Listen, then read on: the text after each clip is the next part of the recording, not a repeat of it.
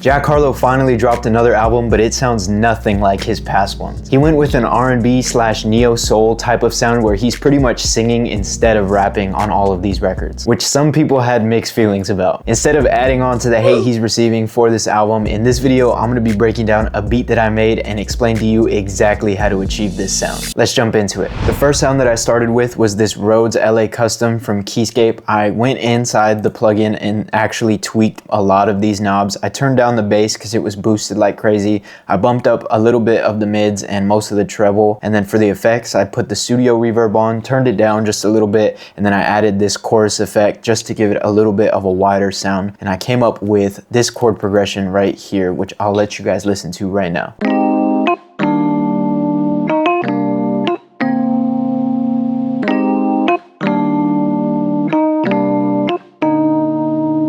So to break down this chord progression really quick, I believe we're in the key of D sharp major, so that would give us a 4, 1, 6, 5 chord progression that just repeats for 4 bars. This type of genre uses a lot of 7th and 9th chords with some inversions, so that's what I used for this chord progression, with this 4 chord being a 4 major 7, and then going down to the 1 major 7, and then over here this is a 6 minor 9th chord because we added the D up here. It's the second note in this chord scale, but we pitched it up an octave just to spread it out a little bit more on the piano. And then we go down to the 5 chord right here. Again, adding this C gives us a 9th chord because it's the second note in this chord scale. I didn't use the 5th, which I don't know why I did that. Maybe it just didn't sound good. You don't have to use every note in the chord scale. If it doesn't sound good, I like to take it out rather than making it fit, because it muddies up the mix and it just doesn't sound good overall when you start adding other instruments. And then I also added these embellishments, like I just said, just to give the chord progression some rhythm. That way it's not one chord leading into the next. That's kind of boring,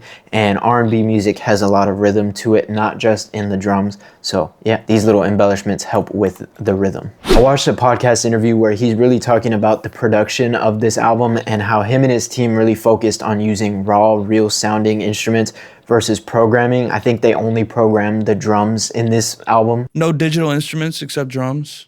Only the drums could be programmed. Everything else had to be live. So we had a lot of musicians in the studio. So the effects that I added to these instruments are really just to help curate a raw sound and just really accentuate the imperfections in the sounds of these instruments, even though I midied most of them in. So on the Rhodes, we have this LA2A compressor just smoothing out some of the peaks. This Tape Mellowfly plugin to give it a lo-fi sound. I left the flutter and the wow up again just to make it a little more detuned, because not everything is perfect when you're playing live. I left the drive up a little bit. This kind of just hits the preamp a little bit harder, gives it a distorted kind of sound. And then this filter right here is 15% low pass, so it's kind of just curving off some of the highs. And then this EQ right here, cutting out a lot of the bass sounds because I'm gonna add a live bass later, and I didn't want the rumble from the Rhodes to interfere with that bass. And then just boosting up a little bit of mids. But yeah, that's all the effects that I added for that sound. Really quickly, I'm editing this video right now, and I just remembered that 95% of you guys that watch these videos aren't even subscribed. And that's okay, because I forget to subscribe to my favorite creators all the time.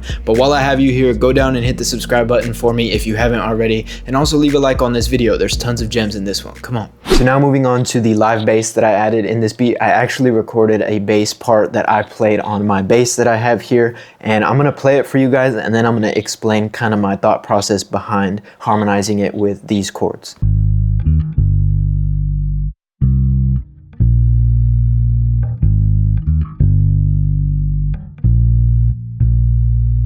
So that is the pattern that I played on top of these chords, and I'm gonna go ahead and pitch this up an octave just because I want you guys to be able to hear each note while I'm explaining this. And I'm actually gonna go ahead and mute everything but the root notes in these chords, because I just want you guys to listen to the root notes of the chords and then the bass part that I played. So this first note right here matches up with the root note of the chord. I believe it's a G sharp. Yeah, G sharp. So this sounds the same.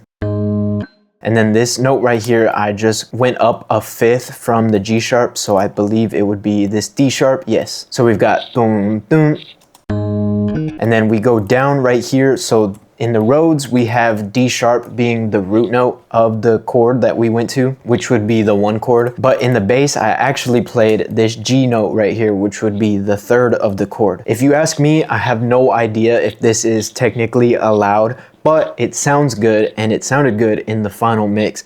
So I kind of left it. When I was messing around playing, I didn't want to just follow the roots. I mean, I was at the beginning, but it just felt bland and super vanilla. So I started adding different notes within the chords and it didn't sound bad. So this is what that sounds like. So obviously you can hear that it's not the same note, but it doesn't sound out of key per se. So I just left it like that. And then these 2 notes match up right here. We have the root of C and then A sharp right here, which is what I played here. And then over here, it repeats the same thing except for this last bar right here. Instead of playing the C and the A sharp right here, I just played A sharp on the bass twice right here. So this is what that sounds like. Again, technically not out of key because I believe this A sharp that we played in the bass is the 5th of this chord. Yeah, so this chord has A sharp in it. So I think we're okay, I guess. There's really no rules to this. If it sounds good, it sounds good. And that's kind of just what I was going off of, just my ear and the way it sounded, and I liked it. So here's what the bass sounds like underneath the Rhodes with all of the notes back in. Let me know if you guys think it sounds out of key.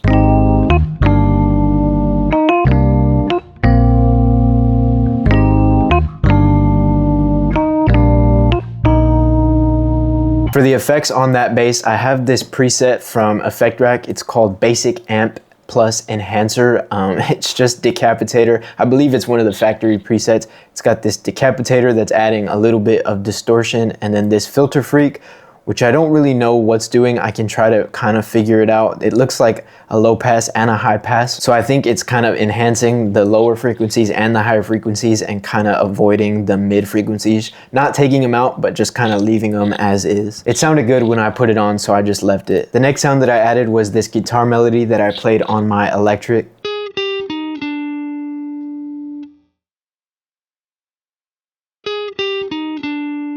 I wanted the sound of this guitar to be super warm and intimate and not really like spacey, reverby, just because the vibe of this album is very intimate. Like I said, they were just in a studio recording these live instruments amongst different musicians. It wasn't like they recorded a whole bunch of things into the DAW and added so many effects, you know what I mean? So I went with the Tweedman amplifier from Guitar Rig 7 right here. I turned the brightness way down just because, again, I wanted that warm sound. I boosted up the bass a lot and then I boosted up the mids pretty much the same amount, and again I turned down the treble a little bit just to get rid of that high-end ear piercingness that I didn't want. And then like I said, I wanted more of an intimate sound, so this cabinet right here, there's a little slider where you can kind of mix the room mics and the cabinet mic, the microphone that's like directly up against the cabinet amp, and then this slider just lets you mix between the two so you can get the room sound and the amp sound. But like I said, I wanted just a super close and intimate sound, so I went with it 100% in the cabinet. I do like the sound of the room, but it's just not what I was going for. Here's what 100% of the room sounds like. And then here's what the sound that I used is like. So you're really not getting any of those room reflections. You're just getting straight what's coming out of the amp from the guitar, which is what I was going for. And then the last thing that I added to this melody was this synth string sound from the Augmented Strings plugin from Arturia. This sound has like an old piano layered with like a string slash flute instrument. I couldn't really figure it out, but this is what it sounds like raw. So that's the melody for this sound that I came up with. It's kind of harmonizing with the guitar. It sounds really good. I put this Devil Lock effect from Effect Rack on it and I turned the mix down just like halfway. I barely pushed the crunch and the crush up a little bit. This plugin is a super destroyer, like compressor saturator. So I didn't want to do too much with it, but I wanted to bring out some saturation from it. So that's what I added on top of that. This compressor right here, just to keep the levels smooth again the whole way. I didn't want some of the attack from the keys to be poking out so much. And then this EQ cutting out a lot of the highs and a lot of the lows, just because I wanted that mid sound. I didn't want it to be too bright in the mix. And now this is what it sounds like with those effects. So putting all of those instruments together gets you this jam session sort of feeling from just a bunch of different musicians in a room playing their respective instrument. You don't get this crazy overproduced production that was clicked in and affected like crazy, and it sounds like this.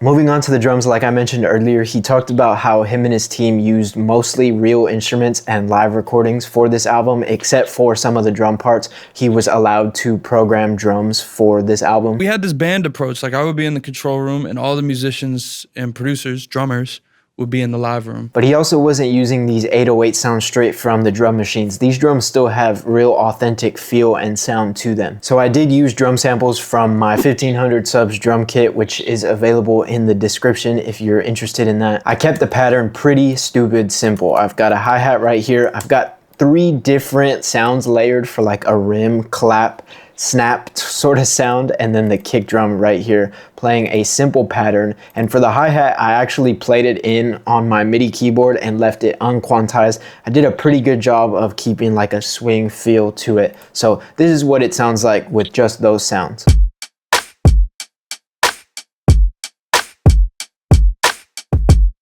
So you can kind of feel that delayed hat feel. It's very authentic. These sounds right here, these 3 sounds that I was talking about, we've got this flam rim, which sounds like this on its own.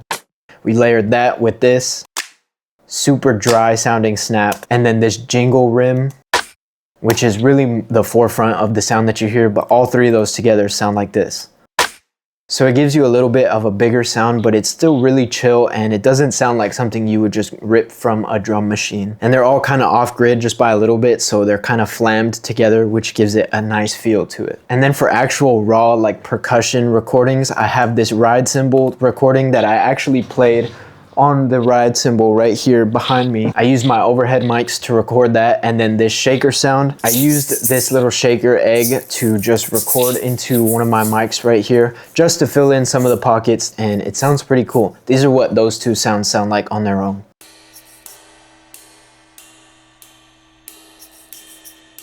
So those 2 sounds just kind of add to the more rawness and acoustic sound that we're going for, and altogether the drums sound like this.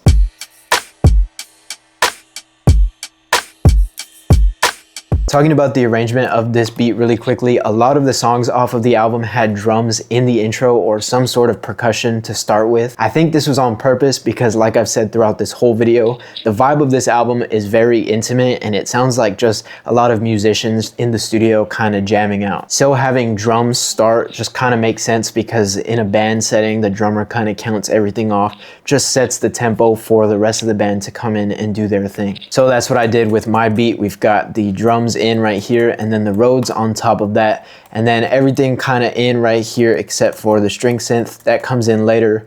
And then we're emptying out into the verse, where I changed the Rhodes pattern up a little bit. I just took out some of the embellishments between chords, nothing too crazy. And then it just repeats over and over, just like a big jam session. There's only one part right here in the second verse leading into the chorus where the drums just drop out, just to give it a little bit of a break. The listener gets a little bit of a break right there.